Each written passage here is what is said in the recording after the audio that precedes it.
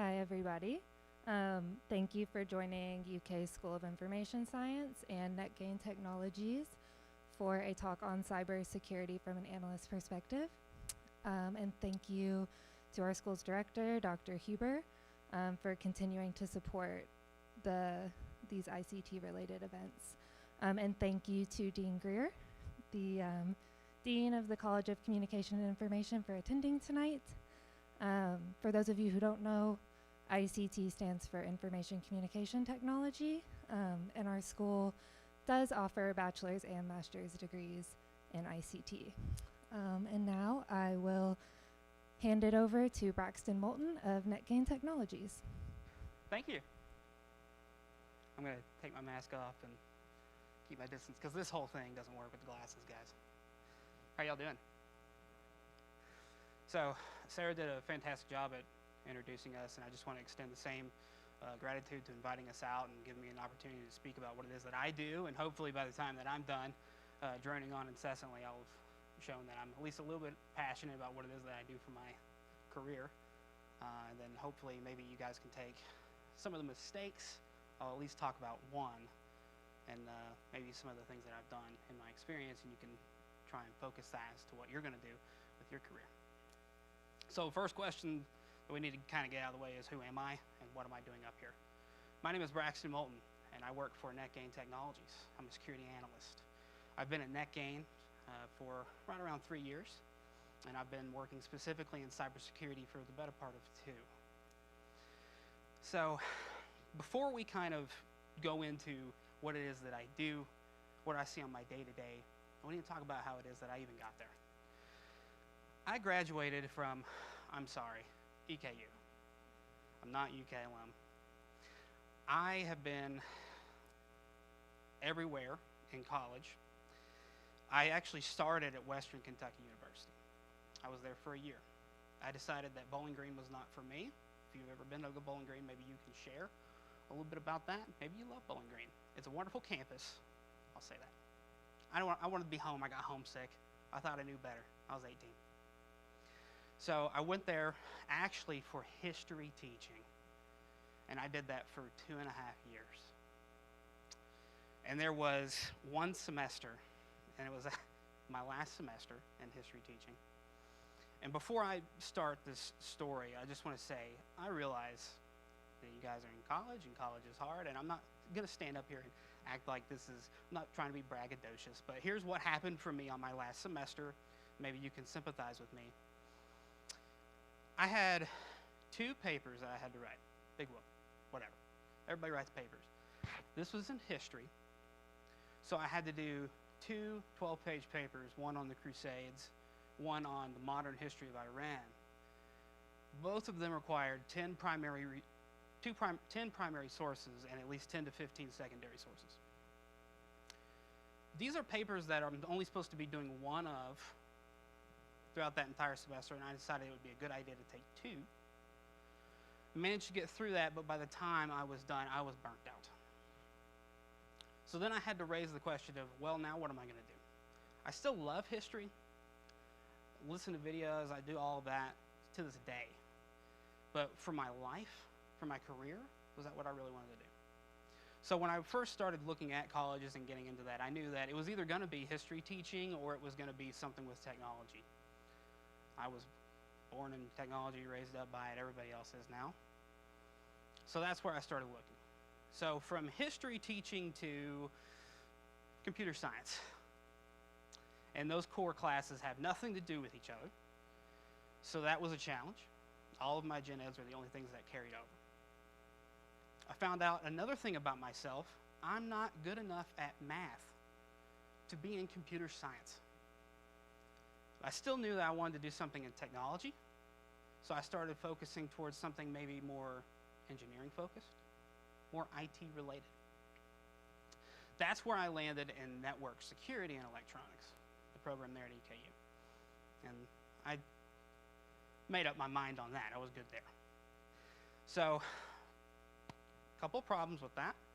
There's no problem with not knowing what you're going to do. Everybody has this struggle. And maybe you are like me, and maybe you determine that you don't want to do something based off of experiences in your program. I'm not here to tell you that that's a problem. That's not the problem. I should have done a little bit more research into computer science and what that all meant before I jumped ship. That was my mistake. So, another problem with getting into cybersecurity and getting into where I'm at now, I landed in IT, which is, kind of, well, there's a lot to it, but end user support, day-to-day tasks, standing up workstations, laptops, servers, actual architecture, engineering of it all. That's where I started my career. And to this day, I will actually say that that was one of the best things that I did. Because it can be hard as someone, if you're into cybersecurity, if you're in a program for cybersecurity, or if you're just trying to figure out how to even get into that field, it can be hard going from, let's say, college straight into cybersecurity. Because, and this isn't just IT or cybersecurity only, you're gonna, when you start getting out into the workforce, start looking for positions, you're gonna run into a little bit of the chicken or the egg. They're gonna ask for experience, and you do not have experience. So how do you get experience if no one is willing to give you experience? I'll talk about that here in a little bit. But I started in a similar area, worked later to get where I wanted to be. So that's where we start talking about Netgain and what I'm doing now, where I'm at. My first job out of college was at Netgain, and I actually started on the help desk. That is working with our clients for day-to-day operations, end-user support. Hey, this application won't open. I can't get my email to work. I need a password reset. And there's tiers to that as you build up your experience and your knowledge there. And I did that for the better part of about a year and a half or so. But what happened while I was there was, for about half of a year, I was focused solely on getting a feel for things on that end. Because I had college experience, I knew a little bit about Active Directory. I'd messed with it in labs, I'd messed with it in my program, but actually working within it, getting an understanding for how that technology works, that solution works, I didn't know. But what I had to even get me in the door at Netgain was my college degree.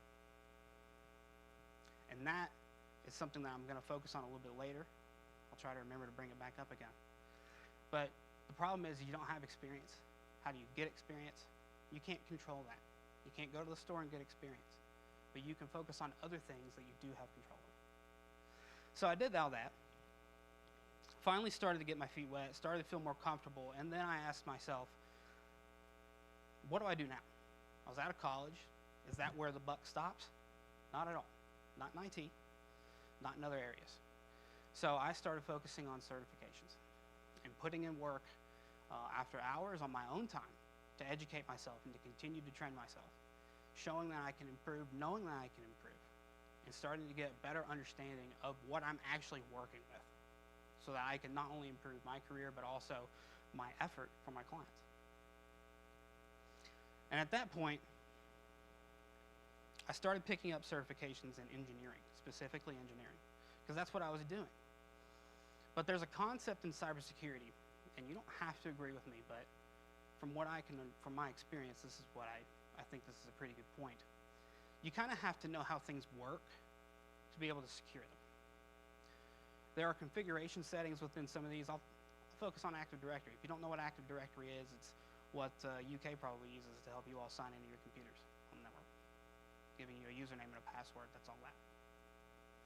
So there's roles and permissions and industry best practice configuration settings for all that. None of that I knew walking into it. But the work experience, the time that I was putting in outside of all that to educate myself and to better equip myself helped me in the end of that.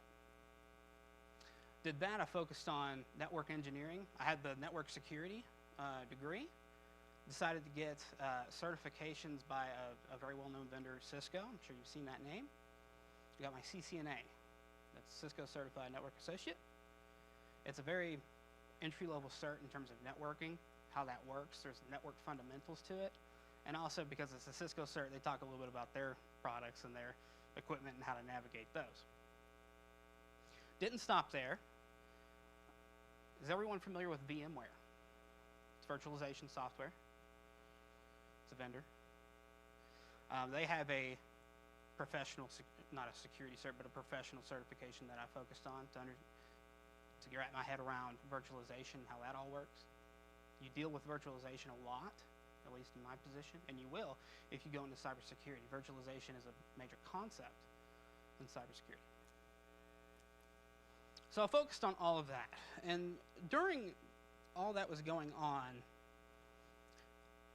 I started getting more familiar with other job roles in my field, started paying attention to positions in cybersecurity.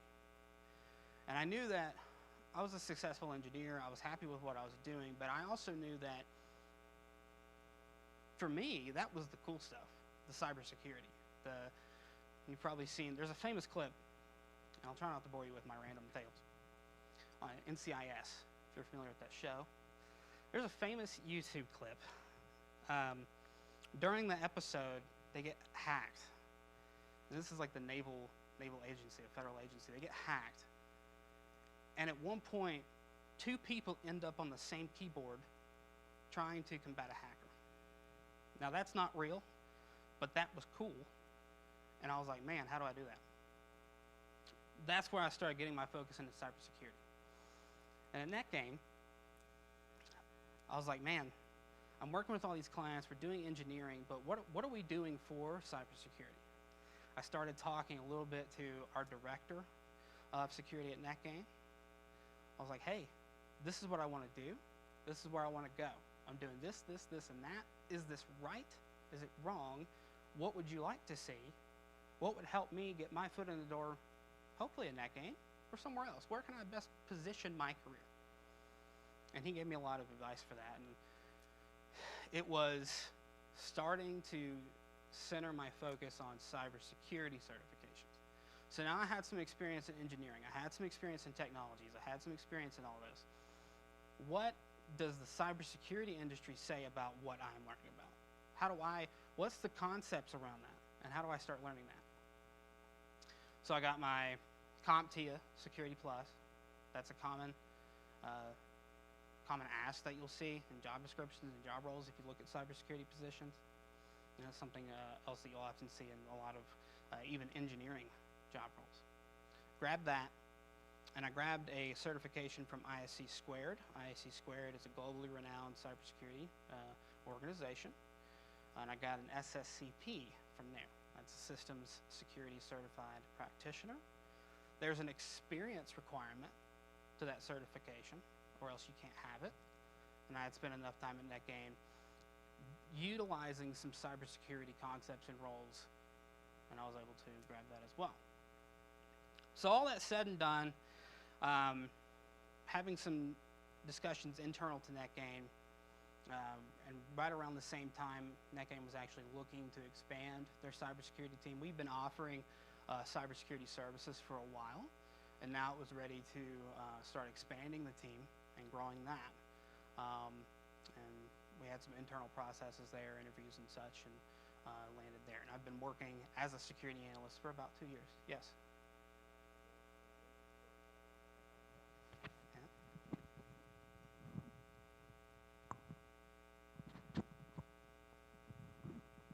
How's that? Better?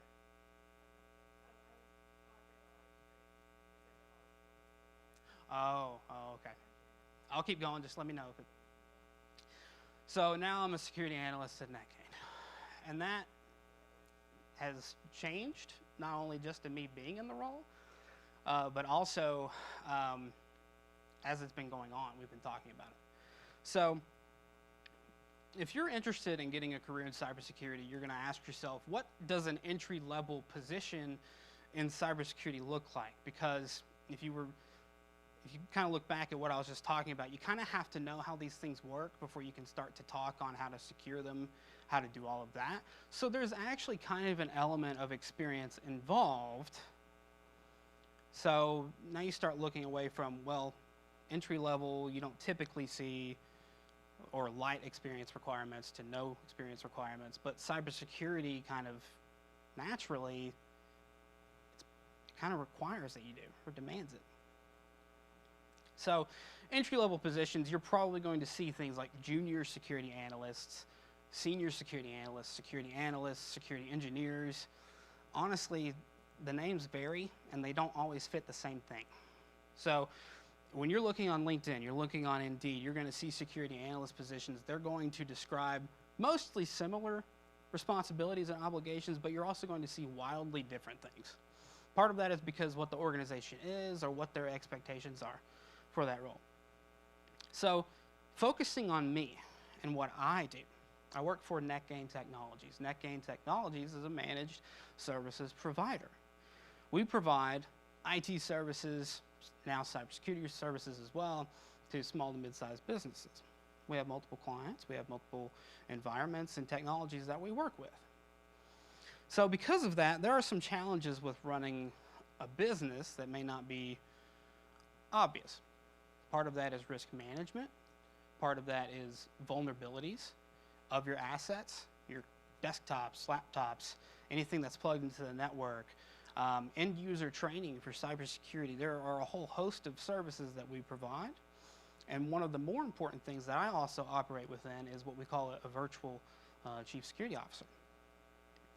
So there's a big, and I could ramble on for about 3 hours on what I'm going to try and graze over. But risk management is a key piece to running a business. And you need someone that is an expert in cybersecurity, someone that knows what to do and understand what the needs of the business will be and their experience with that, and helping guide them and giving them oversight for that. That is what the virtual chief security officer is for. You could be working with banks. Banks have FDIC that will come and examine them. They have the FFIEC that will hold them PCI DSS for credit card information. They have compliance standards. That's not even talking about healthcare. There's HIPAA. I mean, the list goes on. And there's a lot of requirements that are required for that, security controls and all of that. So somebody has to know what this all means. And maybe somebody doesn't have, maybe a business doesn't have someone internal for that, and that's where we step in. So performing risk management is doing vulnerability scans. We provide those services, looking at weaknesses to the assets, scanning your desktops, your laptops, network perimeter devices, all of that, finding where your risk is inside your environment. We do phishing training. If you're familiar with phishing, you receive spam emails. A pretty famous one is receiving like an email from a prince asking for, I don't know, some sort of gift card or something to try and scam you. But that's phishing, that's trying to get you to do something. It's malicious in nature. And one of the best ways to combat that is to train end users. We work with organizations to get them set up for that, explain the responsibilities there and why it's important. And also working in an ad hoc way. I mentioned banks. Banks go through audits, usually once a year, and they need assistance with that. And that's where we come in as well. But I say all that because if you go to LinkedIn, if you go to Indeed, and you go to a security analyst position, you're probably not going to see that. That's a product of me working for Netgain and what we do, and the necessity of it. And we do that because small to mid-sized businesses, it may not make fiscal sense to hire somebody internal. It can be expensive. So we can offer them our time and provide those services. So there's two schools of thought in cybersecurity. Blue team and red team. Blue team is what I do. High level, it's defensive operations, security architecture, general ops, risk management. Entry-level positions you'll see are security analysts, maybe junior positions of that. I mentioned ISC squared, and I have the SSCP. There's a certification that's well known above that. It's called the CISSP. I'll spare you the full name because it goes on. But then where do you go from there? Once you increase your education, you increase your training, because you have to be doing this at all times. Cybersecurity demands it. Attacks are always changing. Technologies are always changing. Standards, practices, always changing. So you have to stay on top of it. Your education never stops if you go into cybersecurity, if you go into IT at all. Your education never stops. And you actually, it's your duty to do that. But there's also the red team, and that was the cool stuff that roped me in. I'm not doing that. Because with my experience, and as I started training myself, educating myself, I was seeing more and more into the blue team side of things, and it just clicked with me. Made more sense to me. Now, these are both needed within cybersecurity, and often they'll work together. We call that purple teaming. Red teaming is your ethical hacking, actually putting a human factor in, trying to exploit vulnerabilities. I mentioned vulnerabilities to your assets, to your desktops, endpoints, perimeter devices. Actually having someone go in and try to, their penetration tester is actually trying to go in and exploit those and break in. Having someone come in and do that as a program routinely, that's part of risk management. You don't know what you don't know. And the findings and reports that you can find from these penetration testers, who are always good, because they're very smart guys. One of my colleagues is very smart with that. It can be eye-opening and also scary. You're going to lose a little bit of sleep, too, if you're in cybersecurity. You get scared about some things you'll read. So I've droned on a little bit about my life, what I did to get here, and what it is that I do now. I should say, huge disclaimer, my day-to-day varies wildly. So I tried to break it down into kind of 3 or 4 key things as to what it is that I do. But if you ever, take a little bit of time to read about blue teaming or red teaming, even ethical hacking, defensive architecture, risk management, guys, it can't even begin to explain how much there is to it. And me just talking about it within, 5 minutes a slide, it doesn't do it justice. But you have my contact info there. My name is Braxton Molton. I work on the blue team side of things. You'll also see Stephen Garrison. Stephen Garrison is the colleague I was referring to that is more versed with the ethical hacking side of things, the cool stuff, right? You have his contact info there as well. So if you have questions about things, feel free to reach out to us. Anything that I skimmed over, I think we'll have a little bit of a Q&A after this as well. So feel free to ask me some clarifying questions here too. Anything that you feel like I didn't give it proper due justice, or anything you want me to go into a little bit, feel free to use that as well. So, about 6 slides. I try to give you guys a pretty brief overview about what it is that I do, and let me know if you guys have any questions on that.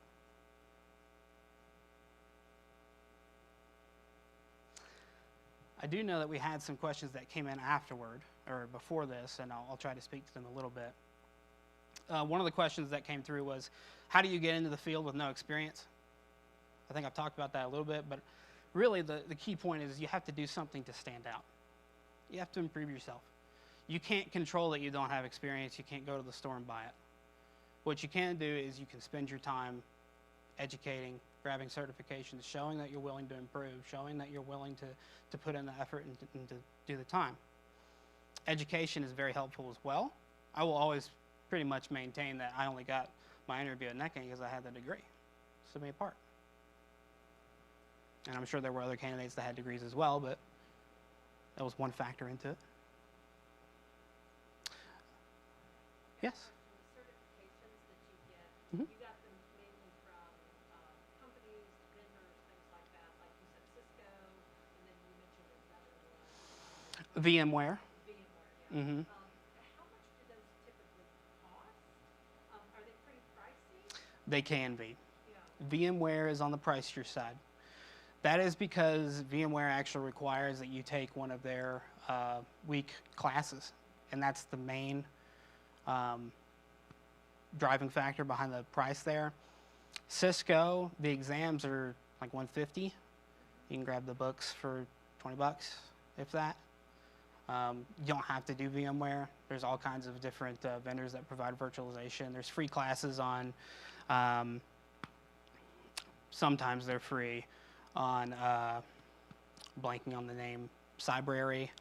Oh gosh, there's another one that I'm really blanking on. But Cybrary's one. You can look into Pluralsight. They offer a lot of training. They have paid trainers that know that technology inside and out. They can talk about Cisco, VMware, cybersecurity, whatever you're interested in looking into. I had the benefit, one of the perks of working at Netgain is Netgain invests into us.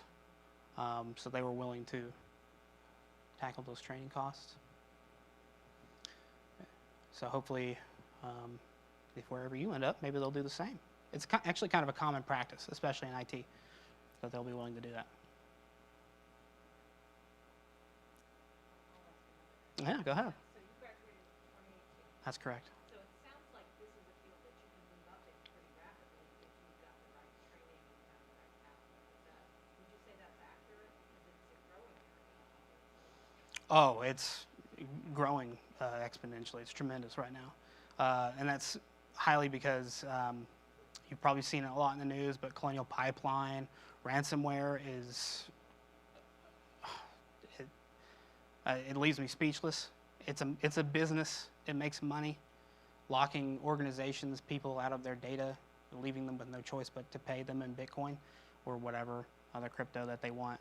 It makes money, and it's only going to become more and more popular because it continues to succeed.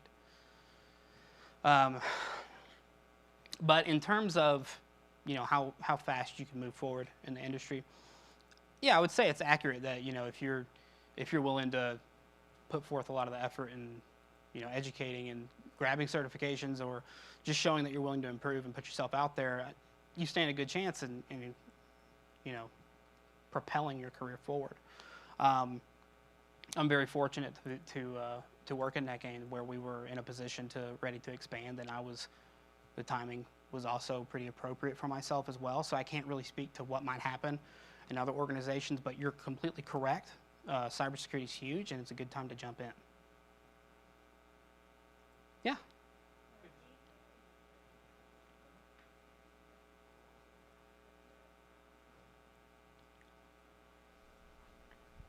Hello. Hey. Could you talk a little bit about some of the tools you use in your day-to-day, like some of the software or some of the things you use to manage keeping track of risks or keeping track of what you need to work on and things like that? Would love to. So we talked about a couple things there. Vulnerability scanning, vulnerability management. We use a tool called Carson Saint. It is a vulnerability scanner that we can run externally and internally at organizations that will scan their internal network and also their external to find holes and vulnerabilities that can be exploited there. I also mentioned, and just to talk about vulnerability scanning a little bit more, there's also a whole host of softwares and vendors that provide that same thing. You've probably heard of Rapid7. There is Nessus. Those are two huge contenders in the vulnerability management game. There's even open source projects like OpenVAS that you can just run for free, and you can even play around with those a little bit, download it, run it at your home, and lose some sleep. And then, there's a whole lot more that I don't really need to drone on about. But also, end user training. I talked about phishing, email phishing. We use KnowBe4. It is an industry leader in that. It's used globally. It provides simulated phishing emails. You can create templates. You can design your own email to try and trick people to get them to click. It provides reporting on, did they open it? When did they receive it? Did they open it? Did they click it? Was there an attachment? Did they open the attachment? Did they have macros enabled? Did they report it? Did they input data? It tells you a whole host of things of what that person might have done with that email. And then you can provide specific training modules or not. If you don't want to, I suggest that you do, but depending on what they did. So if they clicked it, you give them an education, some sort of education training module on here's a list of things that you need to look out for suspected phishing emails, or here's some awareness that you need to be cognizant of with your company's data, because it's not your data, it's the company's data, to all of that. And then I talked about virtual chief security officer. There's no software for that, unfortunately. I wish there was. It'd be awesome. Automate that. That's a matter of just having the education, having the knowledge, and knowing what's required there. So I hope that answers the question a little bit. There's a lot more than Know Before. There's a lot more than Saint, Rapid7, Nessus for those things.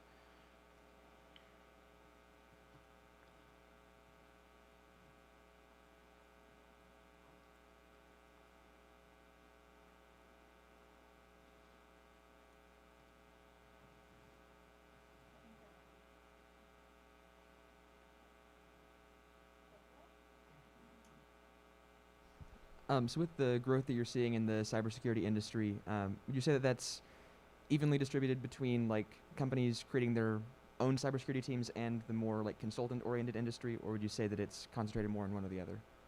Good question, man. I actually don't know if there's a separation between like Netgain, managed service providers, and internal. I suspect more about what I do and servicing multiple clients, because again, it can be hard for a small to mid-sized business to make that business decision. Maybe they might be in a position where they don't have an internal IT guy even, and then those people can be expensive too. So definitely a market for like myself, where we service multiple clients, and then banks often will try to utilize someone internal just because they have compliance standards and they're looked at very strictly. Healthcare as well, but it's a good question. I don't know the stats on that. If you want to leave your contact info, I'll look into it for you. See if I can get you something. It's good.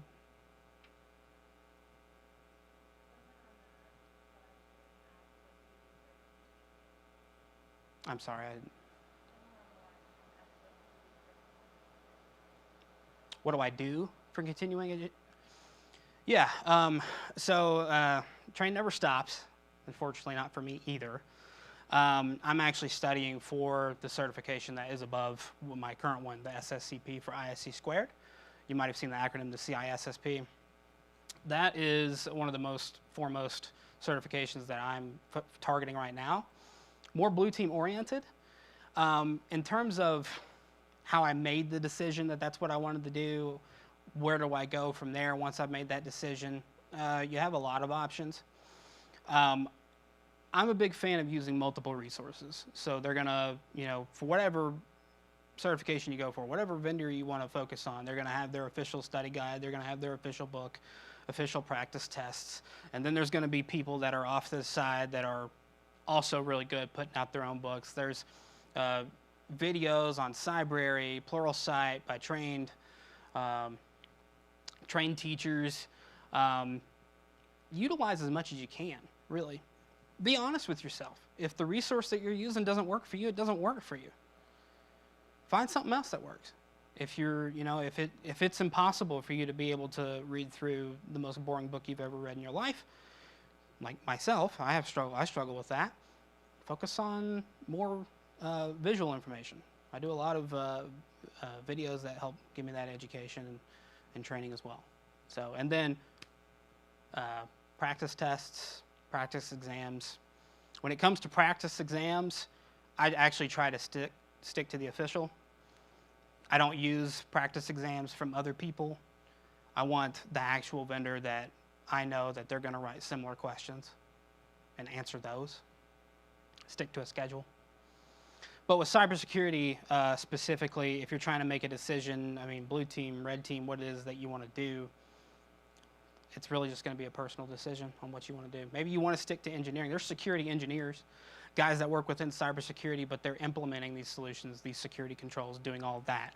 And they're removed from what I do, providing governance oversight for organizations. They're removed from the ethical hackers that are loading up terminals with green fonts and typing 1,000 miles an hour, So there's more things outside of what I've just spoken about specifically, analyst, ethical hacker, there's engineers and architects. Cloud's huge. That's a major component in cybersecurity as well. There's cloud engineers, cloud analysts.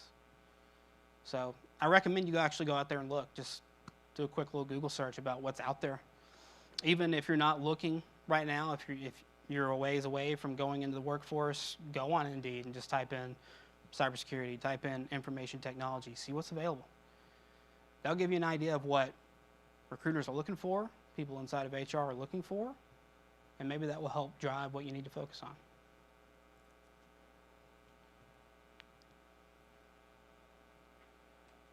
Yes?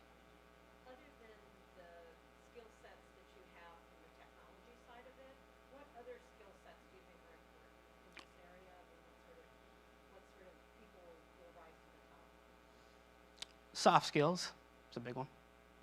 Being able to speak to a client. Being able to have hard conversations. Delivering bad news sometimes. Telling clients that they're not doing something right. And being confident that you're right. Because that's what you're there for. You're the expert.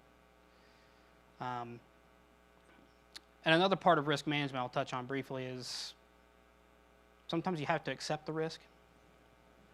Just like a business might not be in the best position to actually hire somebody internal, they might not be in the best position to implement a control.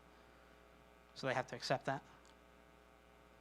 So being able to, know your audience, know what they need, understand the needs of the business, know the temperature of the client or whoever it is you're working for. Well, maybe you work internal.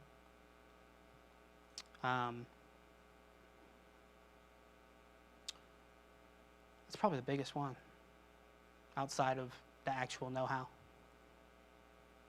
you're the interface with the client, whereas the engineers typically are not talking directly to the client, correct? Yeah, that's usually correct. Yeah. Now, sometimes, I'll ask an engineer to join me with the discussion because there's just some things I can't speak to with how does this get implemented? What does it look like when we take this old product out and put a new one in? What's the risk behind that, or what's that going to look like? So, yeah, sometimes you have to work as a team, but you're right in terms of, and I'm only speaking to what it is that I do specifically here, risk management. Sometimes you do have to be that interface. Help calm the waters, maybe.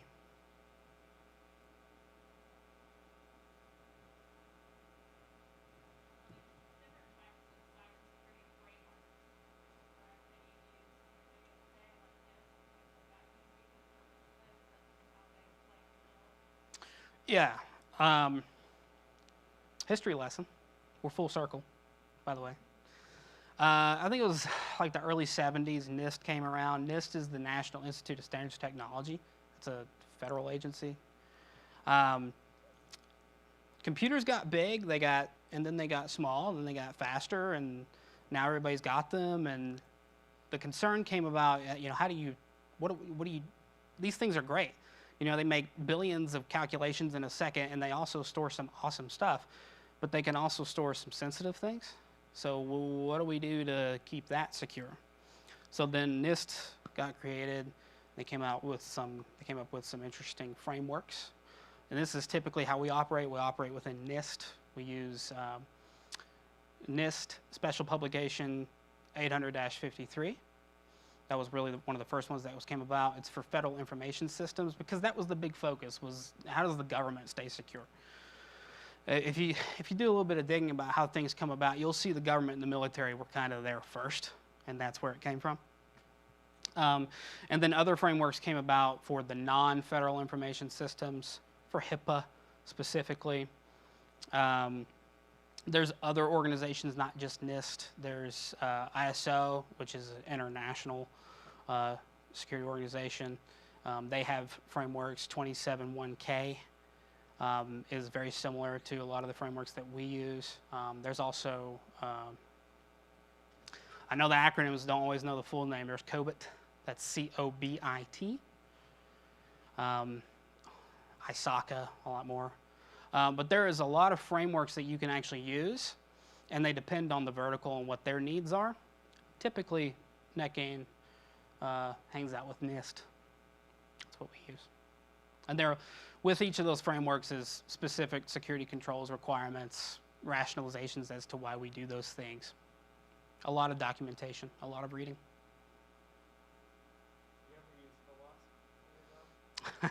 Yeah.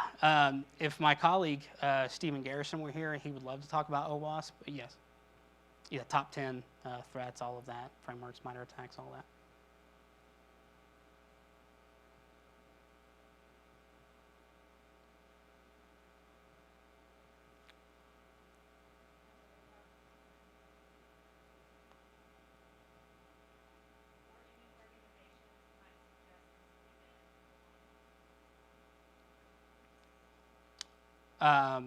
Organizations like cybersecurity organizations. Yeah. I mentioned ISACA. That's ISACA. They have a Kentuckiana chapter.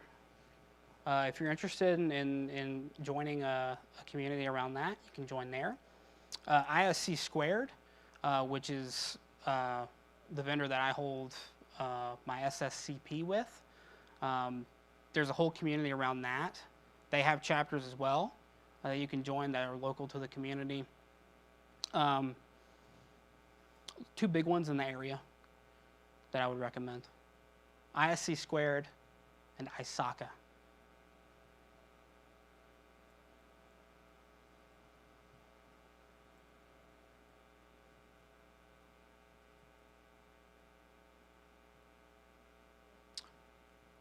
Nothing else? Okay. Well, I hope this was at least a little bit enlightening for you all. It can be a little bit overwhelming what you can see in the cybersecurity realm, and I hope this kind of helps paint a little bit of a better picture for you all. Thank you again, UK, for having me and a couple of my colleagues here at Netgain. And you have my contact info. I don't know if this is still showing or not. I'll see. Yeah, you have my contact info there if you'd like to write that down again. And also my colleague. Feel free to reach out to us. We can answer some questions.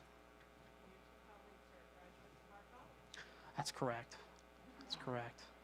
I'm not. I'm sorry. You're awesome too, though. Hey, I managed to walk up here and not get tackled, you know. I mean, oh man, I'm even wearing some colors, you know. I got a little bit maroon down there. All right. Well, thank you all. Appreciate it.